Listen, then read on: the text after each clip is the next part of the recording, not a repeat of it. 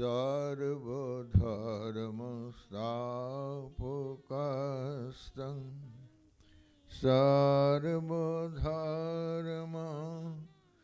स्वरूपकः आचार्याणां महाचार्यो रामकृष्णाय ते नमः। यथाग्निर्दाहिका शोक्ति रामकृष्णे स्थिता हिया सर्वविद्या स्वरूपं तां शारदां प्रणमाम्यहं शारदां प्रणमाम्यहम्।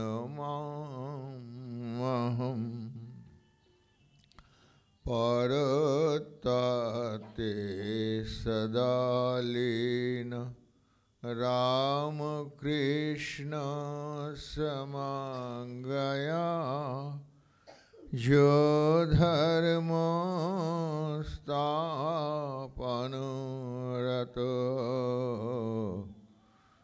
वीरेशं तं नमाम्यहम् वीरेशं तं नमाम्यहम्।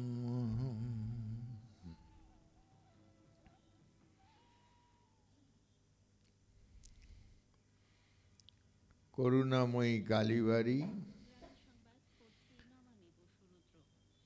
তাতে এই কল্পতরু উৎসবকে কেন্দ্র করে বছর বছর এইরকম 4-5 দিনের অনুষ্ঠান। এটি একটি অভিনব এবং বেশ কয়েক বছর আসা হয়েছে। শ্রীরামকৃষ্ণ নিঃশব্দে তার জীবনের একটি বিশেষত্বই তিনি নিজে ইচ্ছে করে যেন কিছু করেননি। তার জীবনের সমস্ত কর্মপ্রচেষ্টা আমরা বলি জগন্মাতা নির্ভর। আবার সেই জগন্মাতা এই মা কালী। অতএব এখানে মা কালী যাকে আমরা বলছি, তিনি যে শ্রীরামকৃষ্ণকে প্রতিটি পদে পদে তার সমগ্র জীবনের ভাব চিন্তায় তাকে অনুপ্রেরণা, তাকে যেন পদে পদে এগিয়ে দিয়েছেন, নিয়ে চলেছেন। তিনি যেন তার হাতের একটি বালক মাত্র বা তার হাতের যন্ত্র মাত্র। এই দুটি ভাবের যে কোনো একটিকে অবলম্বন করে শ্রীরামকৃষ্ণ জীবন। জগতে এরকম দ্বিতীয়টি হয় না। কারণ আমরা মানুষ জগতে জানি যে কোনো একটা কিছু করতে গেলেই তার আগে আমরা নিজেরা পরিকল্পনা করি, প্ল্যান করি, স্কিম করি। কিন্তু যিনি শুধুই ঈশ্বর নির্ভর, ঈশ্বর বই কিছু জানেন না, জগন্মাতা বই কিছু জানেন না, মা বই কিছু জানেন না, তার প্রতিটি কর্মই যেন মাকে কেন্দ্র করে, মাকে হাত ধরে, মা যেমন ছেলেকে ধরে নিয়ে চলে, যে পথে তিনি যাচ্ছেন সঙ্গে সঙ্গে শিশুটিও কেউ সেই পথে নিয়ে চলেছেন। নিজের কোনো আমিত্ব নেই, অহমিকা নেই, সংস্কারের যে অভিমান তা নেই, ধর্মরাজ্য স্থাপনের কোনো ঘোষণা নেই। কিন্তু নীরবে সেই কাজগুলি শ্রীরামকৃষ্ণ জীবনের মধ্যে দিয়ে আমরা বলি জগন্মাতাই করেছেন। জগন্মাতা দক্ষিণেশ্বরে প্রতিষ্ঠা থেকেও যদি আমরা দেখি যে জগন্মাতা শ্রীরামকৃষ্ণকে যেন জায়গা করে দিচ্ছেন, মঞ্চ তৈরি করে দিচ্ছেন। তিনি যাচ্ছেন কাশী, তাই তো, রানী রাসমণি বিশাল জমিদার, অভিজাত ধনী, তিনি দর্শন পেলেন মায়ের, যে তুই কোথায় যাচ্ছিস, এখানে মন্দির কর, আমি অনেক দিন তৈরি হয়ে আটকে আছি। তাই তো, কার নির্দেশে হচ্ছেন? ওই জগন্মাতা নিজে নির্দেশ দিচ্ছেন। কোনো সংঘ প্রতিষ্ঠা, কোনো আন্দোলন প্রতিষ্ঠাা, কোনো শ্রীরামকৃষ্ণ ভাব এখন আমরা বলি, শ্রীরামকৃষ্ণ ভাবাদর্শ বলি, শ্রীরামকৃষ্ণ ভাব আন্দোলন বলি, এইগুলির মূল যে উৎস জগন্মাতা, তিনি সেখানে সব বিশাল নৌবহন নিয়ে যেন তিনি চলেছেন।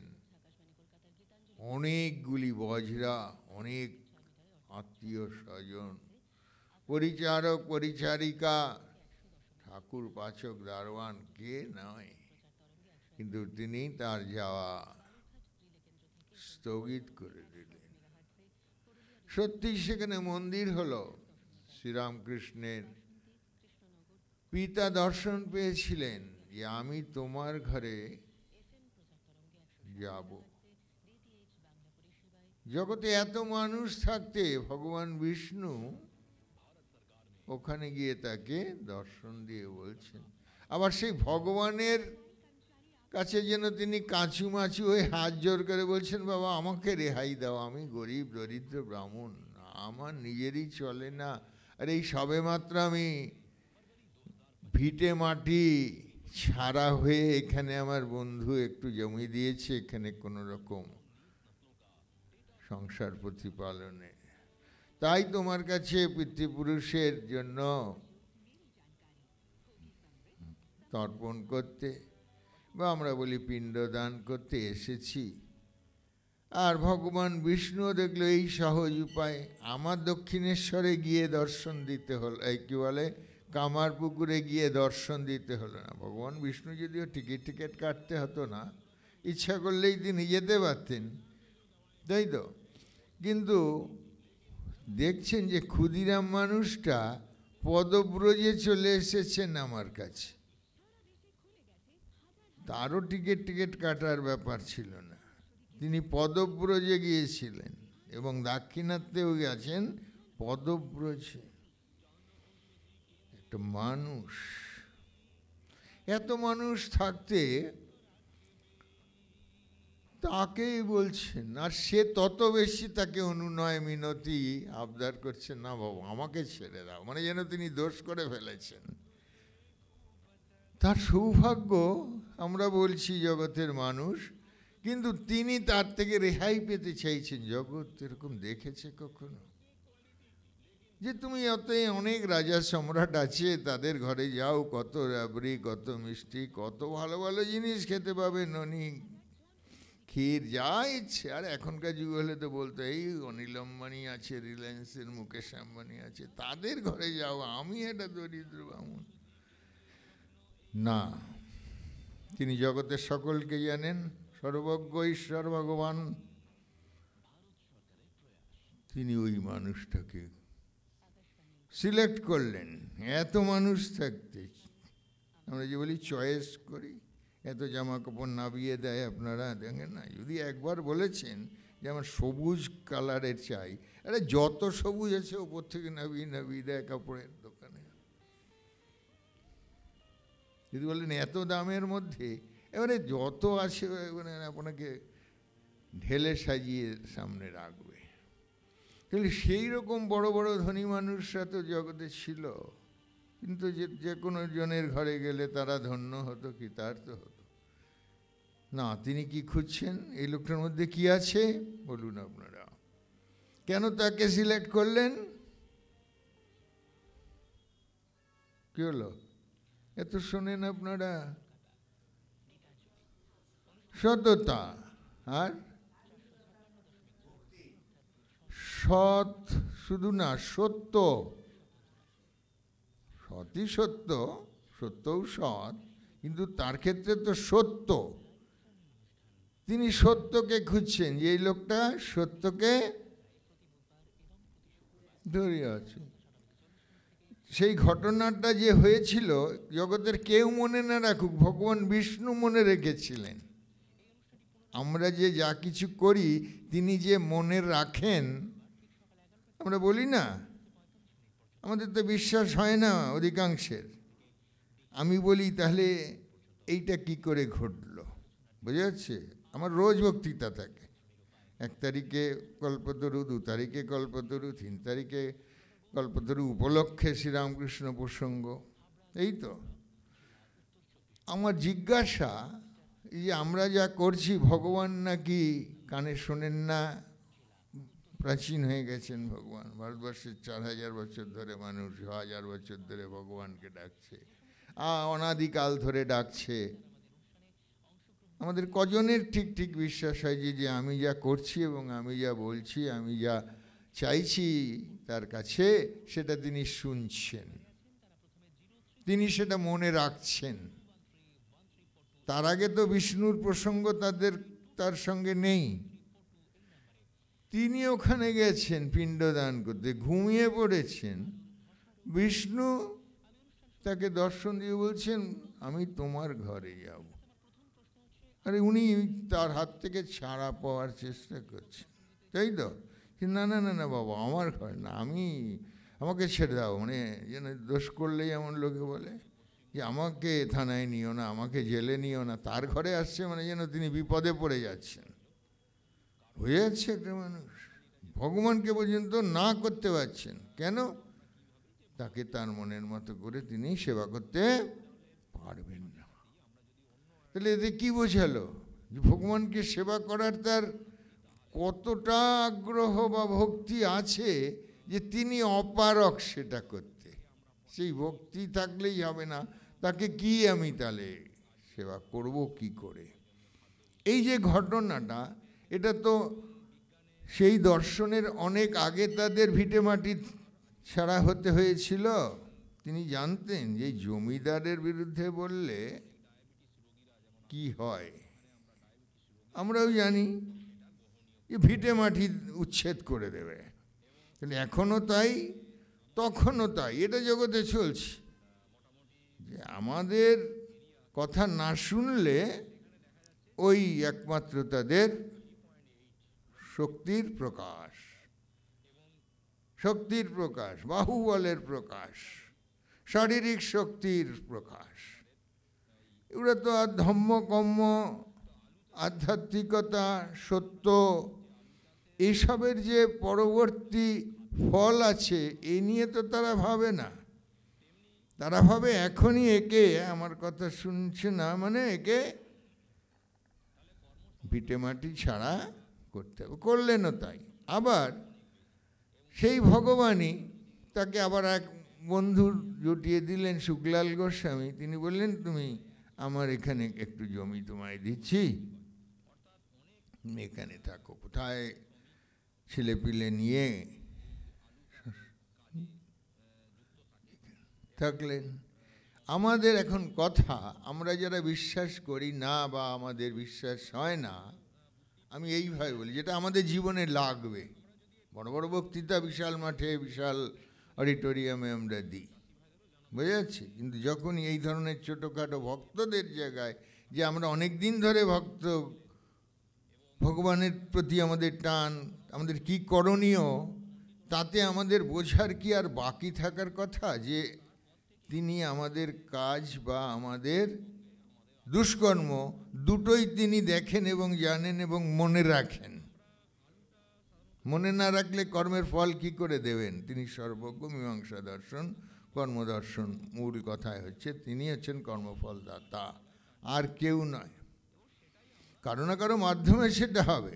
আমি ওই কোম্পানিতে 30 দিন কাজ করলে ওই কোম্পানির মালিক আমাকে মাইনে দেবে, কিন্তু পুরো ব্যাপারটার মধ্যে যে একজন আছে তিনি একটু অদৃশ্য থাকেন, তিনি একটু লুকিয়ে টুকিয়ে থাকেন। আমাদের মতো নিজেকে কি বিভিন্ন চ্যানেলে প্রকাশ করেন না। এইটুকু এইটুকু বাচ্চা একটু একটু গান না গাইতে না গেতেই বাবা মা হাত ধরে টেনে নিয়ে, আর নয়তো ইউটিউবে কিছু করিয়ে ওদের দিয়ে যেন ব্যবসা করাচ্ছেন। লক্ষ্য করছেন? তাদের নষ্ট করা হচ্ছে। আমি বলি 20 বছর যাক তপস্যা করুক, 30 বছর কেউ নাম জানবে না, কিন্তু রোজ ও করে যাক, তখন যে ফুলটা ফুটবে, কি প্রতিভা, ফুলের মতো তো এইটুকু কুড়ি থাকে, তারপর আস্তে আস্তে আস্তে আস্তে আস্তে আস্তে প্রস্ফুটিত হয়, তখন ভ্রমর আসে। ঠাকুরের কথা, তাহলে আমাদের কথা হচ্ছে ওই একটা কথা, প্রথম একটা পয়েন্ট, যে ঈশ্বর তিনি আমাদের সব রকম খবর আসলে রাখেন। সোজা কথা এটা, মানে এর চেয়ে আর বাংলা করে সহজ করে আমাদের আজকে কি রান্না হয়েছে যদি কেউ জানে, মা জানবে রান্না করেছেন যিনি, আর বেলুড় মঠে ঠাকুর চাকর পাচক আমাদের ভান্ডারী মহারাজ, তাই তো, যে করেছে, আর একজন জানেন। আশ্চর্য।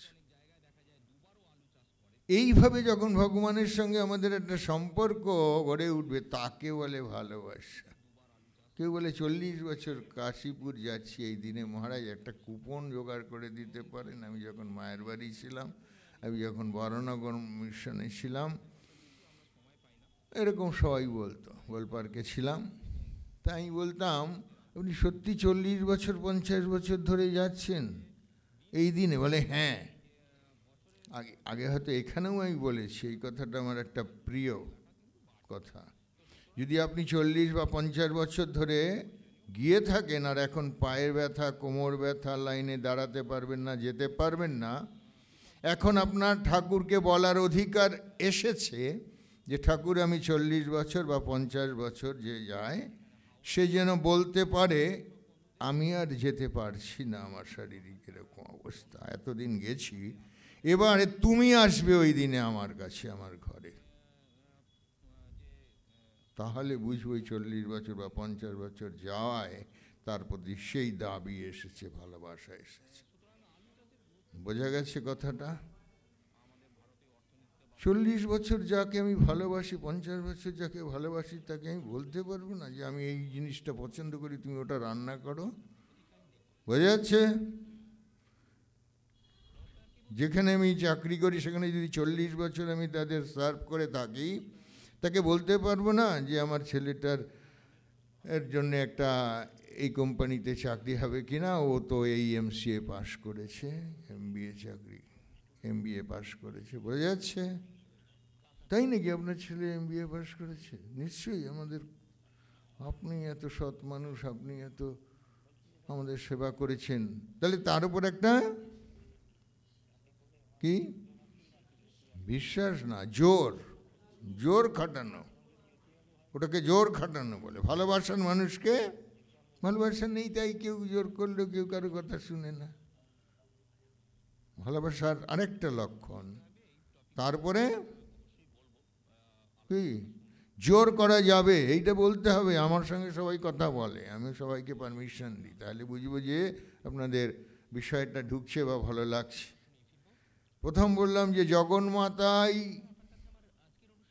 পুরো ব্যাপারটাকে, জগতের যে নিয়ন্ত্রী, তিনি শ্রীরামকৃষ্ণ জীবনটিকেও তো নিয়ন্ত্রণ করেছেন, কিন্তু এই রকমভাবে আর কারো জীবন যে মা হাত ধরে ধরে সারাটি জীবন নিয়ন্ত্রণ করেছেন, এরকম আর দেখা যায় না। কালীবাড়ি হলো, দাদা তাকে নিয়ে এসেছিলেন জামাপুকুরে, পূজারি পূজা টুজা শিখবে, তাই তো, একটু পড়াশোনা শিখবে, এই শিক্ষা এবং স্বাস্থ্য।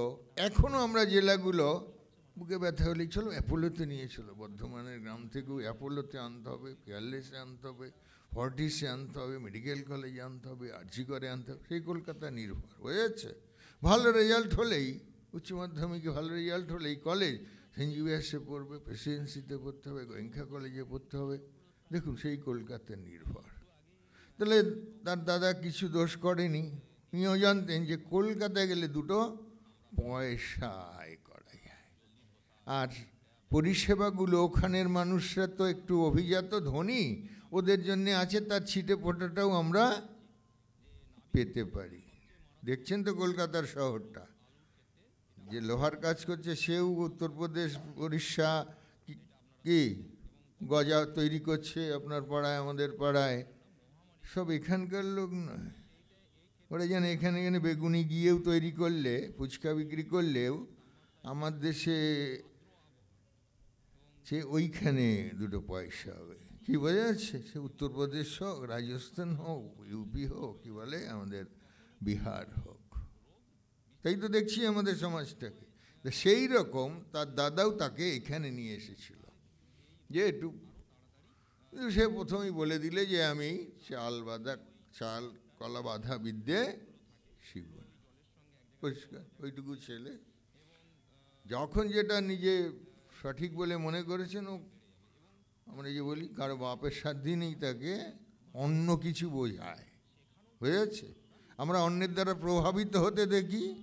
ও খাদিমের জুতো কিনেছে, আপনার ছেলে বলবে আমিও খাদিমের জুতো কিনবো। ও অমুক মোবাইল কিনেছে, ওইটাই নাকি ভালো, পৃথিবীর আর কোনো নেই। আপনি হাজার বলুন, আপনি হাজার না, সে সকলেই অন্যের দ্বারা প্রভাবিত। দেখা যাচ্ছে, বোঝা যাচ্ছে তো? কোন একটা মডেল, কে একটা বিজ্ঞাপন দিয়েছে, ওইটাই তাদের চাই। নিজের যে বিদ্যা বুদ্ধি, বোঝা যাচ্ছে, এগুলোর সঙ্গে ব্যক্তিত্বের কি প্রয়োজন, এইগুলি প্রথম থেকে হলে তাদের ব্যক্তিত্ব গড়ে, বলুন বাকিটা আমি যে ছেড়ে দিচ্ছি, ওঠে না বলতে হবে, ব্যক্তিত্ব গড়ে ওঠে না। আবার আমরা চাইছি সে বিরাট একটা আইএস হবে, আইপিএস হবে, ডাক্তার হবে, ইঞ্জিনিয়ার হবে। কীরকম আমাদের বৈপরীত্য। তখন তো তার ব্যক্তিত্ব না থাকলে তো একটা আইএস হওয়া যায় না, একটা ম্যাজিস্ট্রেট হওয়া যায় না, কি তাই তো? কিন্তু আমরা তার ব্যক্তিত্ব গড়ার জন্যে কী করতে হবে? যে তাকে তুমি ঠিক করবে, অন্যের দ্বারা প্রভাবিত না হয়। তাহলে শ্রীরামকৃষ্ণ ওই দাদার তার থেকে অনেক বড়, প্রায় পিতৃতুল্য, তাকে বলে দিলেন যে আমি কলকাতা এনেছি আর আমাকে ভর্তি করে দেবে, আমি সুবোধ বালকের মতো, কারণ ওর দ্বারা যা হয় আমার বোঝা হয়ে গেছে। তার জীবনের যে অন্য উদ্দেশ্য সেটা তিনি বুঝিয়ে দিয়েছেন। এখানে কালীবাড়ি করেছেন, এই যে কালী, মা কালী, তাহলে তার সঙ্গেই তিনি সর্বদা যুক্ত। তিনি এলেন ওখান থেকে দক্ষিণেশ্বরে, সেখানে পূজারি তার দাদা। কিন্তু মথুরবাবু এবং রানী রাসমণি চাইছেন এই ছোট ভাইটি যদি পুজোর কাজটা যে দায়িত্ব নেয় তো খুব ভালো হয়। কেন তার মধ্যে কি দেখেছেন বলুন? আমি ততক্ষণ এটা ভাজ করতে থাকি। বলুন, কথা বলতে হবে, এত শোনেন আপনারা।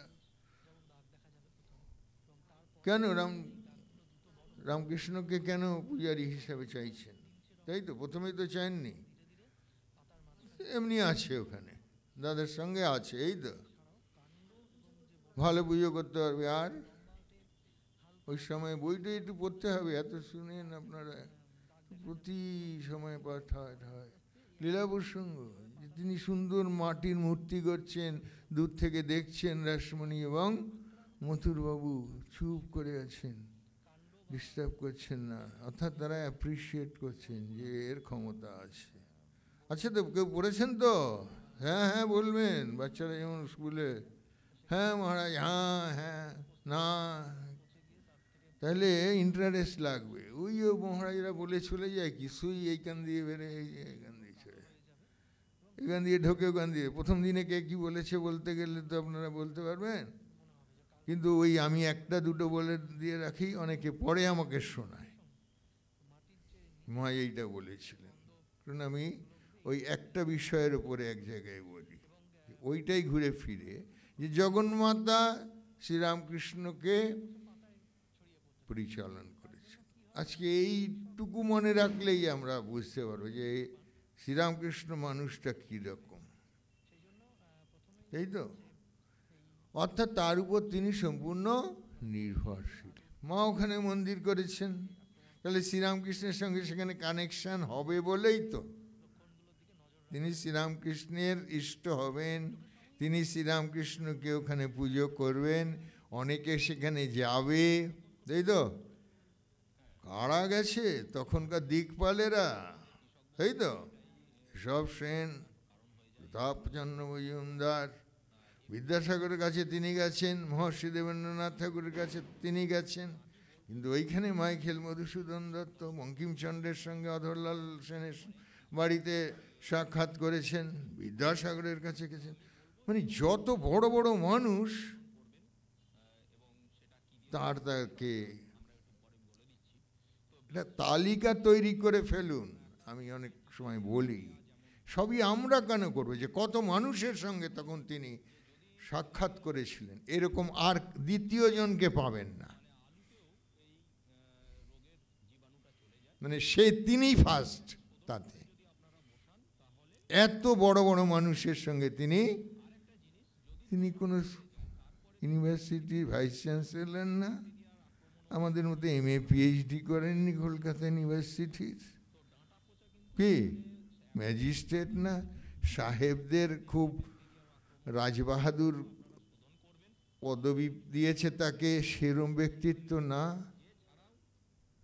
তাহলে এবারে বুঝুন জগন্মাতা কিরকম তৈরি করতে পারে, বুঝেছে? তার অনুগ্রহ, তাই তো? তিনি জানেন যে আমার মা আছে, আর কিছু আমি জানি না। এরা পছন্দ করলো যে এই ভাইটিকে যদি পূজার কাজে লাগানো যায়। তার আবার ভয়, বড় মানুষের কাছে যেতে চান না। আর আমরা যে যত বড় মানুষ হলেই যেন তার কাছাকাছি আরে গন্ধ, তাই তো? পাশে গিয়ে দাঁড়িয়ে পড়বে, ছবি তুলবে, এই করবে, ইউটিউবে ছেড়ে দেবে, খবরের কাগজ, তারপরে মিডিয়াতে প্রকাশ হবে, তত যেন সে নিজেকে বড় মনে করে। আর এই লোকটা তাদের থেকে, বুঝে যাচ্ছে, সোজা না কঠিন?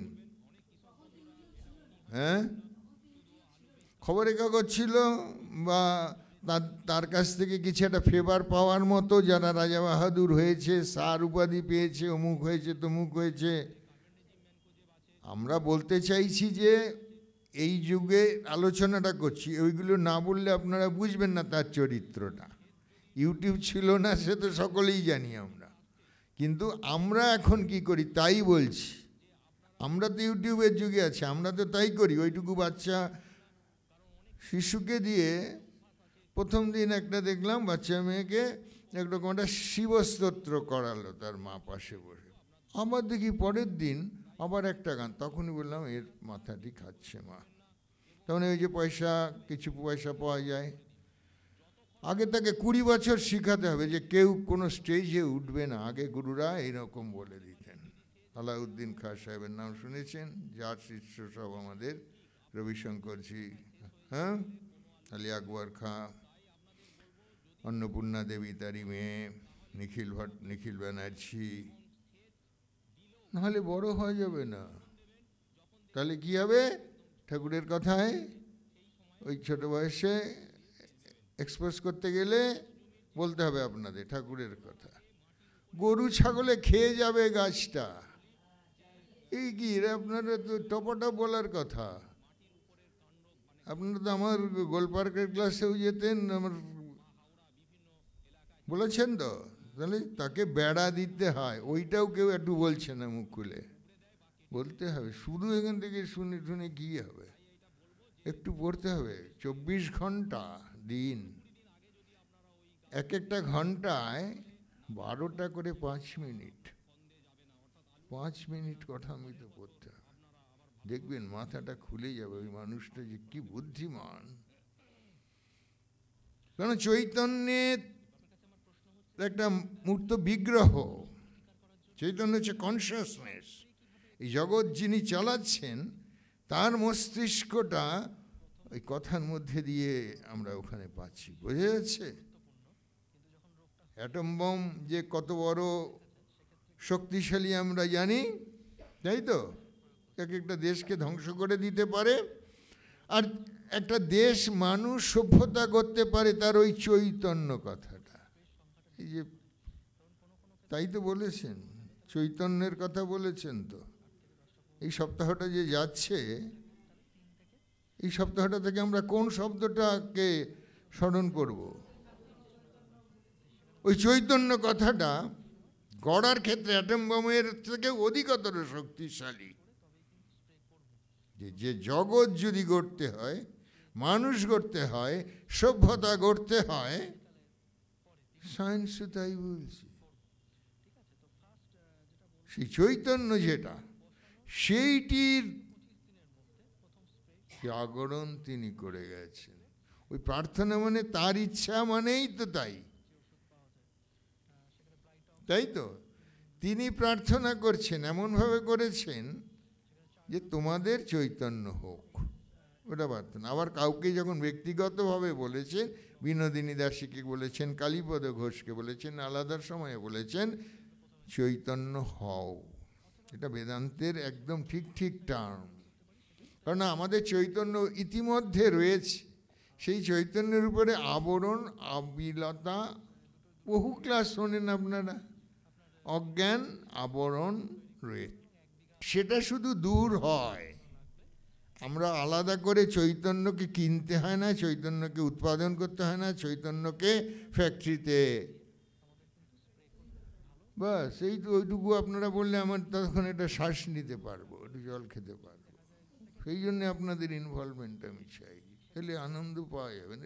ওই বলে যায় এক কান দিয়ে আরেক কান দিয়ে, হ্যাঁ খুব ভালো বলেছিলেন, কি বলেছিলেন মনে পড়ছে না, ঠিক মনে পড়ছে না, এই তো আমরা 40 বছর ধরে দেখছি না, একটা দুটো মনে নিয়ে যাবেন। তাহলে এই সপ্তাহটা, বছরটা শুরুতে যেন এটা আমাদের একটা প্রতিজ্ঞা করিয়ে নিচ্ছেন মানুষরা, এমন বুদ্ধিমান, বোঝা যাচ্ছে? কেউ কি পড়েছেন এই গত সপ্তাহে আমার শ্রীরামকৃষ্ণ কেন কল্পতরু হয়েছিলেন বলে সাপ্তাহিক বর্তমান মাঝে মাঝে লেখা চায়, তাতে 10 পৃষ্ঠার একটা লেখা বেরিয়েছে, দেখেননি হয়তো কেউই। তাহলে এই যে বিষয়গুলো, তাতে এতদিনের যে ভাবনা চিন্তা, 77, 78, 79, 80 সাল থেকে কাশীপুরে 3 দিনের বক্তৃতা শুনেছি জীবনে, কতগুলো বছর হলো। তাহলে নিজের ভাবনা চিন্তা, বেদান্ত পড়া, এইসব সাহিত্য পড়া, তার মধ্যে থেকে ভাবনা যত সংক্ষেপে লেখা যায় তাতে আছে। ওই ব্যাগটাতে আছে কয়েকটা কপি, আমি একটা দেখাবো না, ব্যাগটা আনতে, বোঝা যাচ্ছে? যদি এখনো পাওয়া যায়, খবরের কাগজে দেয়, তাকে বললে যে শ্রীরামকৃষ্ণ কেন কল্পতরু হয়েছিলেন 2 সপ্তাহ আগে যেটা বেরিয়েছে, সেটা পাওয়া যায় কিনা। 10 টাকা দাম তো, তাই তো। ফুচকার দাম জানা আছে কারো?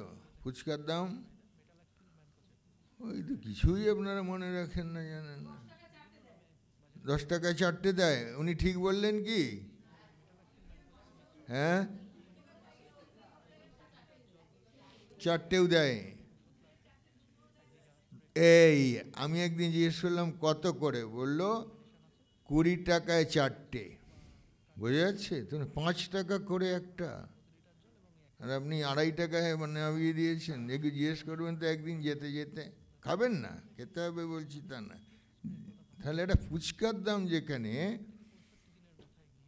তাই তো, 2টো ফুচকার দাম যদি 10 টাকা হয়, আমরা বর্তমান কাগজের একটা সাপ্লিমেন্ট বেরোয়, তাতে যদি ভালো কিছু বেরোয় আমরা নেব না, তাই তো।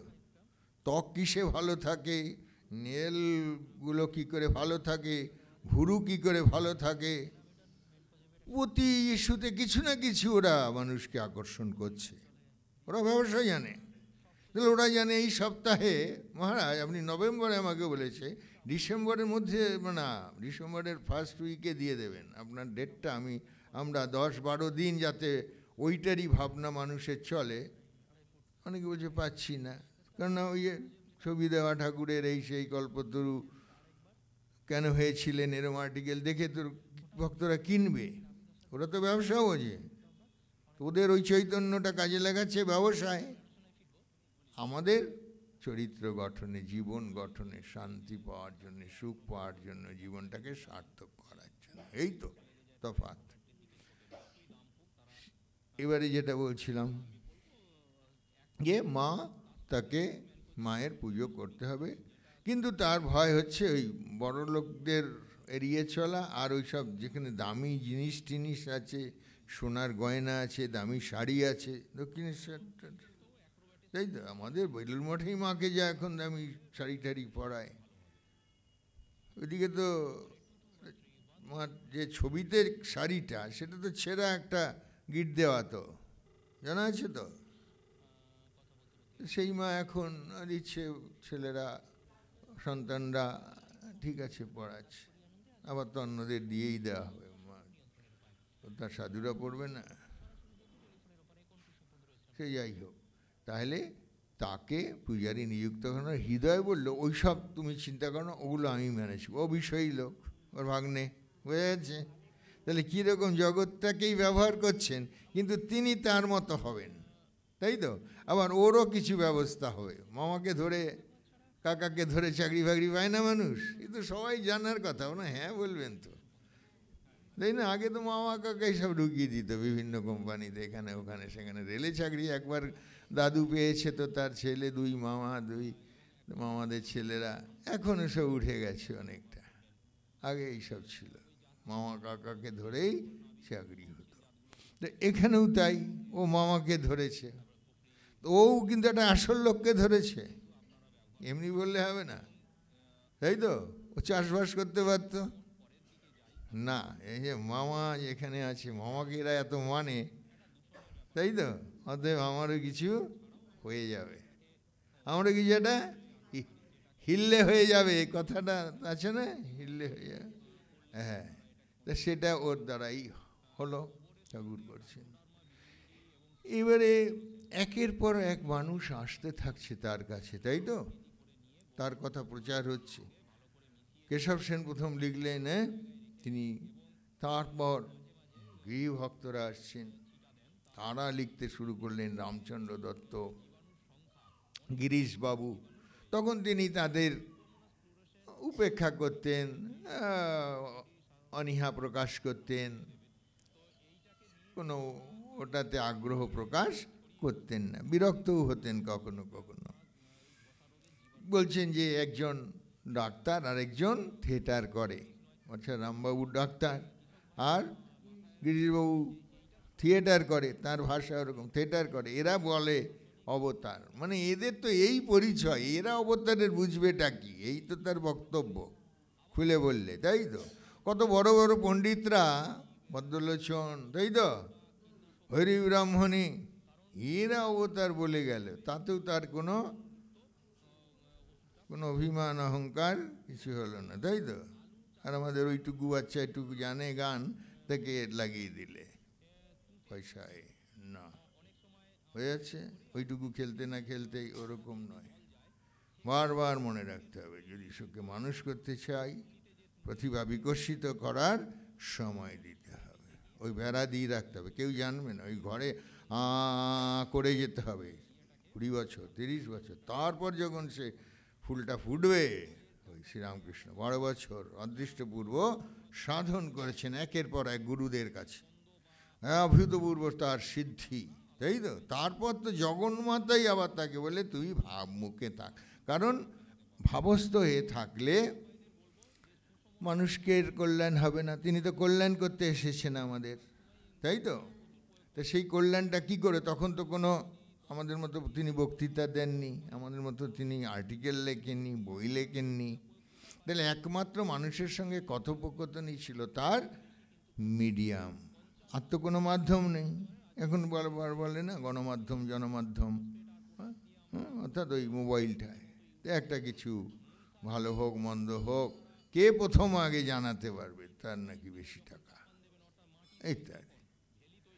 সেইগুলো কিছু ছিল না, শুধু মানুষের সঙ্গে কথা বলা, আর কি ওই একটা ছোটো খাট যেটাতে বসে উনি মানুষের সঙ্গে কথা বলতেন, আর ভক্তেরা নিচেতে শতরঞ্চিতে বা কার্পেটে বসিয়ে আছেন, এই কথাই তো। মাস্টার যেদিন প্রথম ঠাকুরকে দর্শন করলেন, নিজেই লিখছেন, সন্ধ্যা হয় দক্ষিণেশ্বরে তাহার ঘরে মাস্টার আসিয়া উপস্থিত, আসিয়া দেখিলেন তিনি ছোট খাটটিতে পূর্বাশ্ব হইয়া বসিয়া হরিকথা কহিতেছেন, আর ভক্তেরা মেঝেতে বসিয়া তাহার কথামৃত পান করিতেছেন। মাস্টারের মনে হইল যেন সুখদেব হরিপ্রসঙ্গ করিতেছেন, অথবা নীলাচলে মহাপ্রভু স্বরূপ দামোদর আদি সহিত হরিপ্রসঙ্গ হরিকথা কইতেছেন, আর সর্বতীর্থের সমাগম হইয়াছে। আশ্চর্য, একটা মানুষ আর একটা মানুষকে এই প্রথম দেখছে। জগতে এরকম আছে, আমি বারবার বলি, ওই প্রথম একজন, উনি ফার্স্ট, এ ব্যাপারে আর কেউ ফার্স্ট নয়। যাকে প্রথম আমি দেখছি, একজন আরেকজনকে এই প্রথম দেখছে, দেখে তাকে কি মনে হয়েছে? সুখদেব। সুখদেবকে ভাগবত শুনিয়েছিলেন, তাই তো? বোঝা যাচ্ছে? ব্যাসদেব মহাপণ্ডিত, তার সন্তান হচ্ছে, ছেলে হচ্ছে সুখদেব। তিনি পরীক্ষিতকে এই ভাগবত শুনিয়েছিলেন। যে তার 7 দিন মাত্র আয়ু ছিল, তিনি জেনেছেন সর্পঘাতে তার মৃত্যু হবে। তিনি খুঁজছেন এই 7 দিন আমার কি করণীয়। আমরা তো ডাক্তার, কবিরাজ, জ্যোতিষীদের এবারে চষে ফেলতাম, তাই না? যে বিজ্ঞান মনস্কতা, আমরা 7-এর দশকে কলকাতা ইউনিভার্সিটি কলেজ পড়েছি, আমরা শুনতাম নাকি এইসব উঠে যাবে, শাক বাজানো থাকবে না, ভগবান ঈশ্বর এসব থাকবে না, এইসব আজে বাজে কুসংস্কার এইগুলো, আর তার সঙ্গে জ্যোতিষী এইসব হাত দেখা এইসব থাকবে না। একটু জানা আছে তো যে 70-এর দশকে একটা প্রায় বিপ্লবের দশক এসেছিল আমাদের দেশে, বাংলায় বিশেষত। জানতে হবে, তাহলে ইতিহাসগুলো বোঝা যাবে যে ওই শ্রীরামকৃষ্ণ লোকটা কি করে গেছে। উনি ওসবের ধার ধারেননি, ওনার যা দরকার ওই মা, ওই যে, তাই তো? বুঝেছে? একজন তার অথরিটি, আবার তাকে ধরেছে হৃদয়, ঠিক একেবারে ঠিক লাইনে আছে। তিনি সেই সময়ে শ্রীরামকৃষ্ণের কাছে একের পরে এরকম গণ্যমান্য মানুষরা আসছে এবং বাইরে তার আস্তে আস্তে প্রকাশ পাচ্ছে। সেই জন্য তাকে কথা বলতে হবে মানুষের সঙ্গে। মাস্টারমশাই এসে দেখলেন যে তিনি, তার মনে হলো, কী করে এটা মনে হয় একটা লোক, আমরা কত মানুষের সঙ্গে জীবনে প্রথম দর্শন করি, তাকে কি এমন বুঝি? তিনি তাকে সুখদেব মনে করছেন, অথবা আরেকটা অল্টারনেটিভ, থেকে ঈশ্বর অবতার মহাপ্রভু চৈতন্য বলে মনে হচ্ছে। বোঝা যাচ্ছে? কি করে এটা সম্ভব হলো কেউ বলবেন? মাস্টারমশাই জীবনী যারা একটু জানেন তারা জানবেন, তার 2জন অবতারের উপরে প্রচণ্ড পড়াশোনা ছিল। এক হচ্ছে যীশুখ্রিস্ট, আর হচ্ছে মহাপ্রভু চৈতন্য। অতএব সেই দৃষ্টিতে শ্রীরামকৃষ্ণকে দেখতে পাচ্ছেন। সাধারণ ব্যাপার না। আমরা এই যার কাছে এসেছি, আমাদের এখানে আমরা যে বসে আছি, ভাববেন এগুলো যে ঢোকার সময় এই যে বলছি, আমার গা কাটা দিচ্ছে। সামান্য মানুষ নন এনারা, আমরা তাদের কাছে এসে গেছি, বসে গেছি, আবার তার কথা শুনছি। বোঝা যাচ্ছে?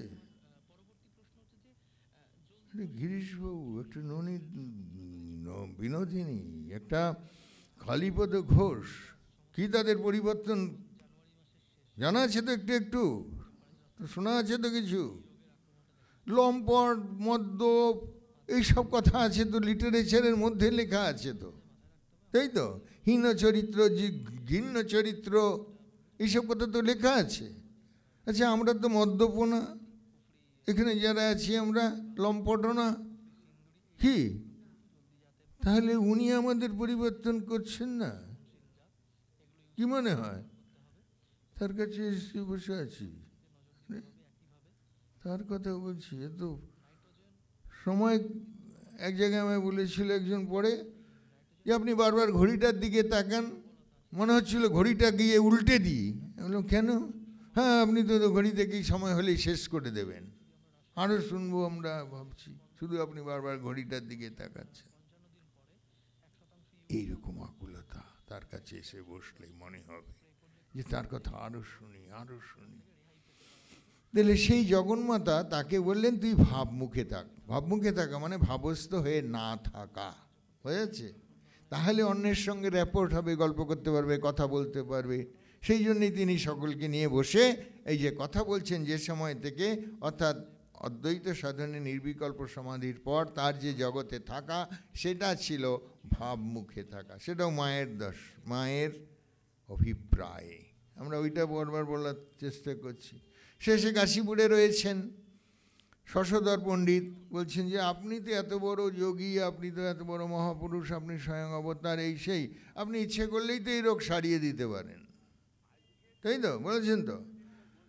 তিনি তাকে বকে দিচ্ছেন, আরে তুমি কেমন পণ্ডিত বলো দেখি, আমি যে মন সচ্চিদানন্দে দিয়েছি সেই মনকে আবার সেখান থেকে ফিরিয়ে এই গলার এই শরীরটা হাড় মাসের খাঁচা। ঠাকুরের কথাগুলি কি, তাই তো? চালকলা বাধা বিদ্যে বললাম। আবার মা দাদা যখন তার জন্যে পাত্রী কোণে খুঁজতে খুঁজতে গলদ ঘর্ম হচ্ছে, মানে রোজই রাম কুমার এসে গামছা দিয়ে কপাল মুছছে, গা মুছছে, যে ওর মতো উপযুক্ত কোণে পাওয়া গেল না আজকেও। এই তাদের কষ্ট দেখে এই লোকটা কীরকম ইন্টারেস্টিং, বোঝা যাচ্ছে? অন্যটা তো ওইসব নিয়ে মাথায় ঘামায়নি, তাই না? তার কার সঙ্গে বিয়ে হবে? তার রামচন্দ্র সীতা দেবীকে বিয়ে করেছেন, হনু কি হরধনু ভঙ্গ হয়েছে, তাই তো? শ্রীকৃষ্ণের স্ত্রী তার লীলা সঙ্গিনী নয়, রাধারানী তার স্ত্রী নয়, কিন্তু তার হ্লাদিনী শক্তি তিনি হচ্ছেন তার লীলা সঙ্গিনী সেই অবতারে, তাই তো? তেমনি বুদ্ধ যশোধরা শিবরাজার বেটা, রামচন্দ্র রাজার বেটা, সব রাজা, কিন্তু এখান থেকেই এসে তারপরে দেখা যাচ্ছে যে না, যীশুখ্রিস্ট, মোহাম্মদ, মহাপ্রভু চৈতন্য, শ্রীরামকৃষ্ণ, তারা রাজার বেটা কেউ না, ঠিক আছে? কিন্তু এই যা যা করণীয় তার জন্য এরা কত মানুষকে কষ্ট দিয়েছে। রামায়ণ হতো, মায়েরা শুধু চোখের জল, আমরা তাদের সঙ্গে চলে যেতাম ছেলেবেলায় এইটুকু, তাই তো? সীতা দেবীর দুঃখে শুধুই মায়েরা চোখের জল ফেলছে। মহাপ্রভু সন্ন্যাসে চলে যাচ্ছেন, মায়ের কষ্ট আর স্ত্রীর কষ্ট, বিষ্ণুপ্রিয়া দেবীর কষ্ট থেকে মায়েরা শুধুই চোখে জল ফেলছে, তাই তো? সব কৌরব পক্ষ থেকে আরম্ভ করে অন্য রাজারাও সব মরে গেল, মেরে ফেললো, তাই তো? ধর্ম সংস্থাপনটা কি? এত মানুষই যদি তোমার মেরে ফেলতে হলো, শ্রীরামকৃষ্ণ এইসব করতে গেছে, বুঝেছে? রাজ্য নেই, রাজ্য নেই, যুদ্ধও নেই, বিগ্রহ নেই, ফ্যান্টাস্টিক লোক না? হ্যাঁ, এইটা মন থেকে উঠবে। হ্যাঁ, যে লোকটা আগের অবতাররা, তাই তো? মহাপ্রভু এত বড় পণ্ডিত, টোল করবেন না, ঠিক আছে, বৈরাগ্য এলে এটা হয়, কিন্তু মাকে তো কষ্ট দিচ্ছে, বউকে কষ্ট দিই। বিবেকানন্দ আর শঙ্করাচার্য বহুত বুদ্ধিমান, মাকে কষ্ট দিতেই হবে, ওই একজনকে কষ্ট দিতেই হবে, কিন্তু দ্বিতীয় কাউকে দিতে হলো না, বিয়ে শাদী করতে যাননি ঝামেলা।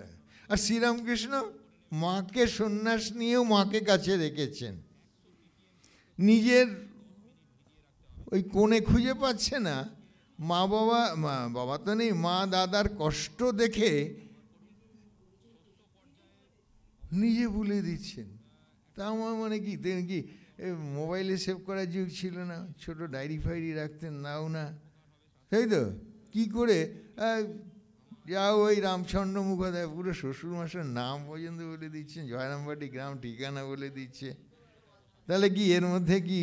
আবার ওই যে ছোট মেয়েটির এক আত্মীয়ার কোলে শিহরে শান্তিনাথ মন্দিরে, শিবের মন্দিরে যাত্রা শুনছে, সেইখানে আবার এক আত্মীয়া বললে এই যে ছেলেগুলো রয়েছে এর মধ্যে তুই কাকে বিয়ে করতে চায়?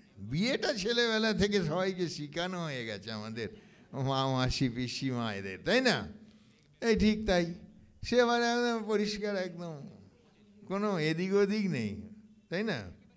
একবারে আঙুল দিয়ে দেখে দিই। তাই আমি একটা গ্রামে বক্তৃতাতে যখন এসব কথা হয়েছে, তো একটা ছোটো সেই 7-8 পরে একটা বাচ্চা মেয়ে উঠে, ওই তাহলে মহারাজ ঠাকুর আর মায়ের বিবাহটা কি লাভ ম্যারেজ বলা যেতে পারে? আমি বললাম ঠিকই বলেছিস তো তুই, এছাড়া কি বলবি? ভগবান তো ভগবতীকেই বিয়ে করবে, ভগবতী কি যাকে তাকে বিয়ে করবে? উনি ভগবানকেই তো নির্দিষ্ট করে দিয়েছেন, উনি তো ভগবতী, বাবা তখন খুশি, মানে তাই তো দেখছি, তুই ঠিকই বলেছিস, মনে হচ্ছে লাভ ম্যারেজই তো বটে। আগে স্বয়ংবর হতো, এখন এখানে সাধারণভাবে হয়ে গেল, কিন্তু ব্যাপারটা একই, ব্যাপারটা একই। এই তার যোগ্য হবে কে?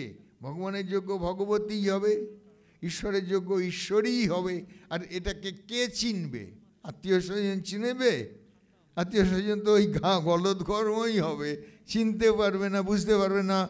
আবার শরৎ মহারাজ বলছেন ঠাকুর যদি ভগবান হয়, একজন বলছেন ঠাকুরকে আমার ভগবান বলে মানতে ইচ্ছে করে, কিন্তু মাকে তো আমরা বুঝতে পারি না। বলছেন তাহলে এটা কি বুঝতে পারো যে তিনি ভগবান, আর তিনি যাকে বিয়ে করেছেন তিনি একজন ঘুটে কুড়ুনির মেয়ে কখনোই হবেন না। কত সুন্দরভাবে ঘুরিয়ে বললেন। অর্থাৎ তিনিও ভগবতী হবেন, ঈশ্বরী হবেন, সেটা ঠিকই। এবং ওই জগন্মাতার কাছে যখন তিনি এই কী বলে বলল যে হার মাস, এই দেহটাকে বলছেন হার মাসের একটা খাঁচা, এটাতে মন দেব?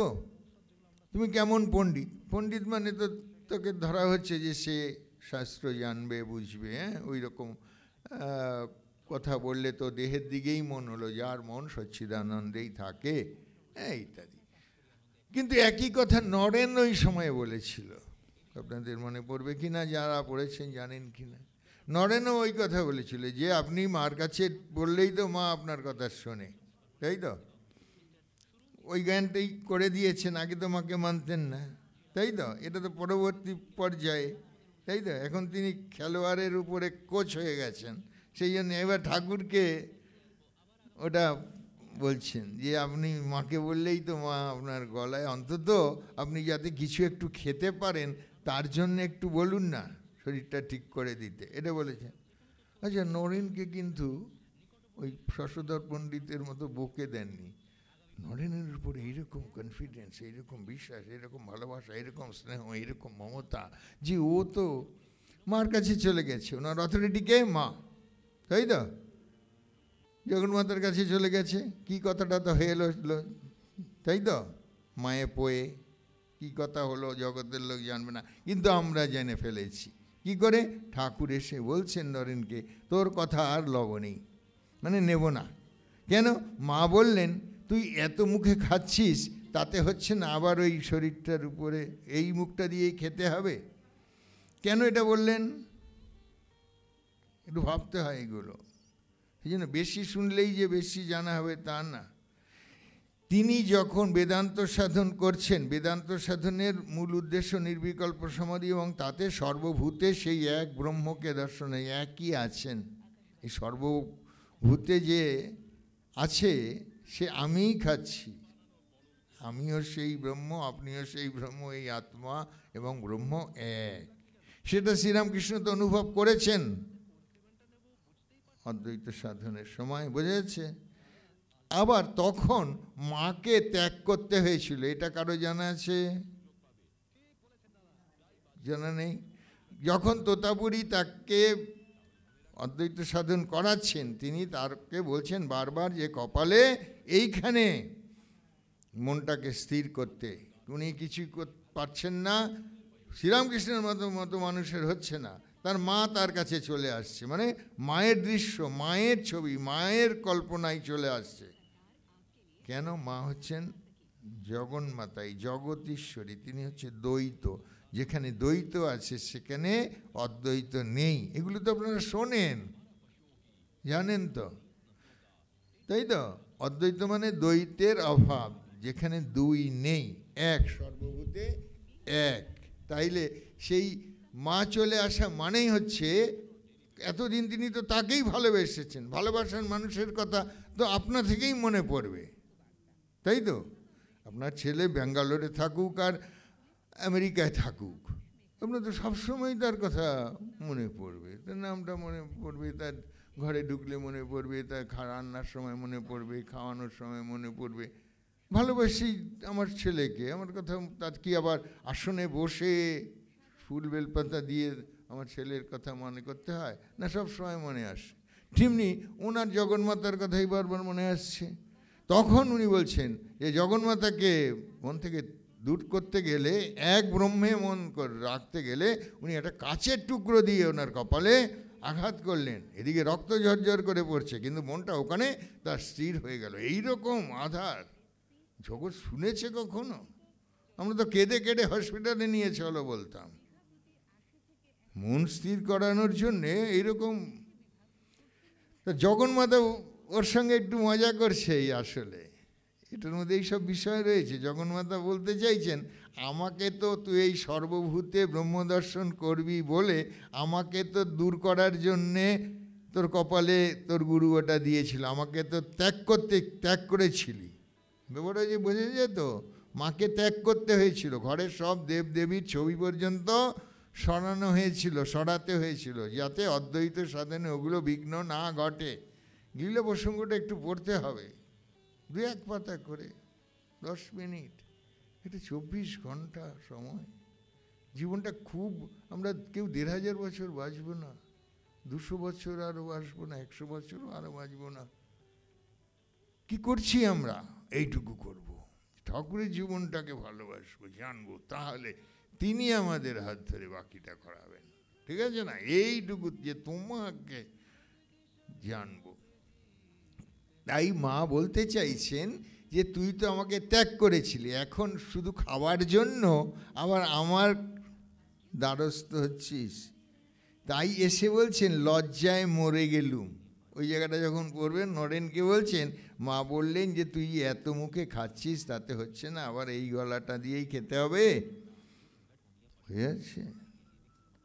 মায়েরা যে অন্যদেরকে খাইয়ে নিজেরা ওই কিছু থাকুক আর না থাকুক, যেটুকু ভাত আছে সেইটুকুই কড়াইতে দিয়ে নিজেরা দিব্যি জীবন কাটিয়েছে। দেখেননি আপনারা আপনাদের মাকে? এর নাম মাতৃত্ব। তাতে তার পেট ভরত, মন ভরত। কেন? আমি সবাইকে খাইয়ে তৃপ্ত করেছি। ভগবানের সঙ্গে যদি কিছু বুঝতে হয়, আমাদের মাকে প্রথম, জগতে একমাত্র নেক্সট টু গড হচ্ছে মা, মাতৃত্ব। সেই জন্যই তো আমাদের মাকে রেখে গেছেন। তার কথা যখন বলি তখন তো 1.5 ঘন্টা কমে আমার আলোচনা শেষ করলে বলে আরও বলুন না, ওদের অন্য কাজ আছে, এই আমাদেরও ঘড়ি দেখতে হচ্ছে, তাই না? নরেনকে ওইটি বললেন যে না, আচ্ছা তিনি একের পর এক সাধন করছেন, তাই তো, গুরুরা আসছে। কারো ক্ষেত্রে হয়েছে তিনি ফার্স্ট কিনা এই ব্যাপারে, গুরুরা তার কাছে আসছে। আমরা তো গুরুদের কাছে যাই দীক্ষা নিতে গেলে, আবার ফর্ম ফিল আপ করতে হবে, আবার আজকাল ইমেল পাঠাতে হবে, এই করতে হবে সেই করতে হবে, তাই তো? তার কাছে গুরুরা আসছে, তাই তো? জটাধারী এসছেন, ভৈরবী ব্রাহ্মণী এসছেন, তোতাপুরীজি এসছেন। এখানে আবার দেখবো আমরা, ওটা যেমন জগন্মাতার থেকে কথাটা জগৎ জেনেছে যে তুই তো সর্বভূতে ব্রহ্মদর্শন করেছিস, সব মুখে তো তুই খাচ্ছিস, এটা তো তিনি জানিয়েছেন। এই মা কালী, এই মা কালী সামান্য নন, শ্রীরামকৃষ্ণের মতো মানুষকে তৈরি করে গেছেন। আছে স্বামীজি এটা এক জায়গায় বলেছেন, ওদের দেশে যখন আমাদের এই পুতুল পুজো বলা হয়, বুঝেছে, যে এরা দেবদেবীর পুজো করে, হাজারো দেবদেবী এদের মূর্তি পূজা করে, সেই এর সঙ্গে ভগবানের কি সম্পর্ক? স্বামীজি বলছেন যে একটা গাছ তার বেস্ট ফলটার দ্বারা পরিচিত হয়। শ্রীরামকৃষ্ণ যদি মাকে, এই মাটির প্রতিমাকে পুজো করে তার মধ্যে চিন্ময়ীকে দর্শন করে থাকে, সত্যিকারের দেবীকে দর্শন করে থাকেন, এই রকম হাজার হাজার মূর্তি পূজা করতে আমি রাজি আছি। ফ্যান্টাস্টিক, তাই না? উনি তো একদম গার্ডস আছে, তাই তো? ভগবানের বাচ্চা বলে না, ভগবানের বাচ্চা, যে সে নয় তো। আরেকটা বলি, তাহলে তখন এলেন অদ্বৈত সাধন করাবেন তোতাপুরী। তাকে দেখে, শ্রীরামকৃষ্ণকে দেখেই বলছেন এ ঠিক ঠিক অদ্বৈত বেদান্ত সাধনের ঠিক ঠিক অধিকারী। অতএব তাকে জিজ্ঞেস করলেন, তুমি বেদান্ত সাধন করবে? সে বলছে ওই বাচ্চাদের মতো, সে বলছে আমি কিছু জানি না, আমার মা জানে, তাই তো? উনি ভেবেছেন ওর গর্ভধারিণী মার কাছে জিজ্ঞেস করতে যাবে, কেউ মন্দিরে যাচ্ছে, তো যে এতদিন মাকে, জগন্মাতাকে মানে, ও অদ্বৈতবাদীরা তো ওইসব মানে না, দেবদেবী এইসব মানে না, মন্দির ফন্দির মানে না। তা এসেছেন, আবার ওইখানে মায়ে পয়ে কী কথা হয়েছে, তাহলে দেখা যাচ্ছে যে উনি শ্রীরামকৃষ্ণ জগন্মাতার সঙ্গে তার ডিরেক্ট লিঙ্ক। আমাদের মতো মোবাইল ফোবাইল লাগে না, নম্বর লাগে না, কিছু লাগে না, ভগবানের সঙ্গে একদম ডিরেক্ট তার কথা, ডিরেক্ট তিনি প্রশ্রয় পান, ডিরেক্ট তিনি নির্দেশ পান, ডিরেক্ট কথা কয়েছে বলে আমার একটা নিবোধতে আর্টিকেল বেরিয়েছিল এরকম 8-10 পাতার। মানে শ্রীরামকৃষ্ণের সঙ্গে জগন্মাতার যে কথা হয়েছে, যেগুলি জগৎ জানে না অন্য কোনো সোর্সে, জগৎ জানতো না, জগন্মাতার থেকেই এবং শ্রীরামকৃষ্ণের মধ্যে দিয়েই আমরা জেনেছি প্রথম। তাতে তো আমাদের বিশ্বাস হবে যে এগুলো তো জগতে ছিল না। যেমন এখন যেটা বলতে যাচ্ছি, এটা বলেই শেষ করব তাহলে, যে তিনি জগন্মাতার কাছ থেকে চলে এসে বলছেন যে হ্যাঁ, মা বলেছে আমি বেদান্ত সাধন করব, আর তুমি সেই জন্যেই এখানে এসেছো। এটা জগৎ প্রথম জানলো, তার গুরুও জানতেন না তিনি এখানে এসেছেন একে বেদান্ত সাধন করানোর জন্যে, বোঝাচ্ছে। শ্রীরামকৃষ্ণ জানতেন না বেদান্ত সাধন তাকে করতে হবে বা এই গুরু তাকে সাধন করাবে, অর্থাৎ জগন্মাতা তাকে অ্যাপ্রুভ করলেন, পারমিশন দিলেন। এবারে তিনি যে গুরুর 40 বছর লেগেছিল বেদান্ত সাধনে, যে উচ্চতম অবস্থা নির্বিকল্প সমাধিতে আরূঢ় হতে, সেইটি তিনি 3 দিনে, ওই যে সাধন কুটিরটা দেখেন ওইটা তখন কুড়ে ঘর মতো বানানো হয়েছিল, সেইটিতে তিনি বেদান্ত সাধন করে ওই রকম নির্বিকল্প, তারপরে 6 মাস ওই রকমভাবে জড় সমাধিতে ছিলেন, কারণ তখন দেহবোধ থাকে না, জগৎবোধ থাকে না। তাহলে তিনি যে এত সিদ্ধি লাভ করলেন, তার যে এত জ্ঞান হলো, অনুভূতি হলো, সেইটা তাহলে তিনি জগৎ কি করে পাবে? কারণ তার আশাই জগতের কল্যাণে। ওই প্রথমে বলেছি আমাদের কল্যাণের জন্য তিনি আসেন, আমাদের ভালো হবে বলে তিনি আসেন। তাহলে তিনি এসেছেন, আর আমরা আসবো না আশ্রমে, এ হলে উনি বলবেন কি তোরা কাছাকাছি থাকিস, আমি এখানে বসে আছি সারাদিন, এখানে করুণাময়ী কালীবাড়ি, তাই তো, ওখানে কত সেন্টার, কত তাই তো, কালীঘাট, ওই দক্ষিণেশ্বর, আমি বসে আছি আর তোরা আসিস না। আর মায়ের এমন কোনো এখন মায়ের মন্দির নেই যেখানে মা কালীর ছবি, একটু বলে শ্রীরামকৃষ্ণের ছবি বা ঠাকুরমা স্বামীজির ছবি থাকবে না, তাই তো। আবার ঠাকুরমা স্বামীজির আশ্রম, মা কালীকে তারা মানে না, এরম হবে? বোঝা যাচ্ছে? তাহলে কেন এই আশ্রমটা আমরা আসি, যেখানে আমরা একসঙ্গে দুজনকে লিঙ্ক করে দিচ্ছি, মা আছে ছেলে আছে, তাহলে আমাদের আবার কিসের ভয়? তখন তাহলে উনি যে সেইখানে এসেছিলেন তোতাপুরী, তাকে বেদান্ত সাধন করাবেন, এটা কোথার থেকে জগৎ জানলো? সোর্সটা কোথায়? জগন্মাতা মা। বোঝা যাচ্ছে যে এটা কোনো বইতে অন্য কোথাও কেউ বলেছে, কেউ, শ্রীরামকৃষ্ণ নিজেও জানতেন না, আবার গুরুও জানতেন না, এটা উনি বললেন যে উনি এই জন্যেই এসেছেন। তাহলে ওর যে এখানে আগমনের কারণ, সেটা জগন্মাতা শুধু জানেন, তাই তো। তাহলে ক্ষুদিরাম জানতেন না যে তিনি তো পিতৃপুরুষের জন্যে তর্পণ করবেন বা পিণ্ডদান করবেন, শ্রাদ্ধাদি করবেন বলে গেছেন, কিন্তু বিষ্ণুর ইচ্ছা, ঠিক আছে, যে তার বাড়িতে তিনি জন্মগ্রহণ করবেন এবং এই কাণ্ডগুলো ঘটাবেন।